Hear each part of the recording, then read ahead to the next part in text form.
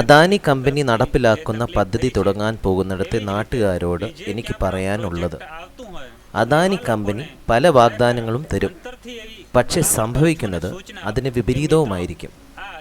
മുന്ദ്രയിൽ ഞങ്ങൾ നേരിട്ട പ്രശ്നങ്ങളുടെ വെളിച്ചത്തിലാണ് ഞാനിത് പറയുന്നത്. ഗ്രേറ്റ് ബാരിയർ റീഫിലെ ആൽബർട്ട് തുറമുഖത്ത് ഓസ്ട്രേലിയയിലെ ഏറ്റവും വലിയ കൽക്കരി തുറമുഖം നിർമ്മിക്കുന്ന ഇന്ത്യൻ കമ്പനിയാണ് അദാനി. ഗുജറാത്തിലെ മുന്ദ്രയിൽ അദാനി നിർമ്മിച്ച കൽക്കരി തുറമുഖവും അനുബന്ധ വൈദ്യുതി നിലയവും തലമുറകളായി അവിടുത്തെ കാർഷിക മത്സ്യബന്ധന സമൂഹങ്ങൾ പരിപാലിച്ചിരുന്ന പരിസ്ഥിതിയുടെ താളം തെറ്റിച്ചു. ഇത് അവരുടെ കഥയാണ്.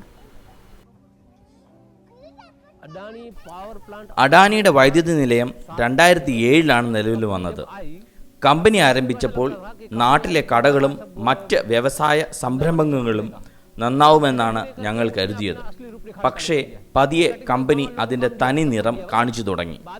തുടക്കത്തിൽ അവർ നാട്ടുകാർക്ക് കമ്പനിയിൽ ജോലി നൽകി. പക്ഷേ സർക്കാരിൽ നിന്നും ഭൂമി ഏറ്റെടുത്തു കഴിഞ്ഞ ഉടനെ പലവിധമായ കാരണങ്ങൾ പറഞ്ഞ് തൊഴിലാളികളെ പിരിച്ചുവിട്ടു. ഇവിടെ നിരവധി കണ്ടൽക്കാടുകളുണ്ട്. എന്നാൽ ഞങ്ങൾ ആരെങ്കിലും അവിടേക്ക് പോയാൽ ഉടൻ തന്നെ അദാനി പോലീസിനെ കൊണ്ട് ഞങ്ങളെ അറസ്റ്റ് ചെയ്യിപ്പിക്കും.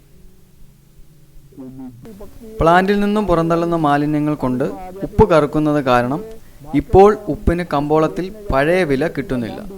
കർഷകർക്കും മത്സ്യബന്ധന തൊഴിലാളികൾക്കും ഉപ്പ് ഉൽപ്പാദിപ്പിക്കുന്നവർക്കും ഈ കമ്പനി കൊണ്ട് ഒരു ഗുണവും ഉണ്ടായിട്ടില്ല. കടൽവെള്ളം മലിനമാകുന്നത് കാരണം മത്സ്യസമ്പത്ത് കുറയുകയാണ്. ഞങ്ങൾക്ക് വേറെ തൊഴിൽ ഒന്നും കിട്ടാറില്ല.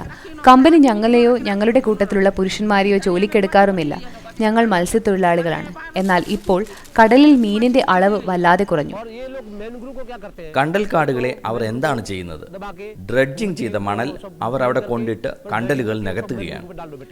കണ്ടൽക്കാടുകളെല്ലാം അങ്ങനെ നശിക്കുകയാണ്.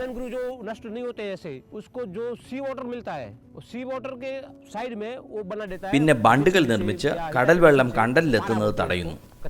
വെള്ളം ലഭിക്കാതെ ബാക്കിയുള്ള കണ്ടൽക്കാടുകൾ ഉണങ്ങി കരിഞ്ഞു പോവുകയാണ്.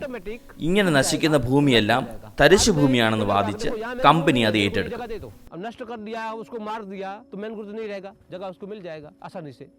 പണ്ട് ഇവിടെ നല്ല രീതിയിൽ കൃഷി നടന്നിരുന്ന സ്ഥലമായിരുന്നു. പക്ഷെ ഇന്ന് എല്ലാം ഇല്ലാതായിരിക്കുന്നു. ഈ ഭൂമിയെല്ലാം അവർ തരിശു ഭൂമിയാക്കി. അവർ കടലിൽ ഡ്രെഡ്ജ് ചെയ്ത് വാരുന്ന മണലെല്ലാം ഈ നിലം നിരപ്പാക്കാനാണ് ഉപയോഗിക്കുന്നത്. ഇങ്ങനെ ഇവിടുത്തെ ഭൂഗർഭ ജലമെല്ലാം ഉപ്പ് കലർന്ന് ഉപയോഗശൂന്യവും ആവുകയാണ്.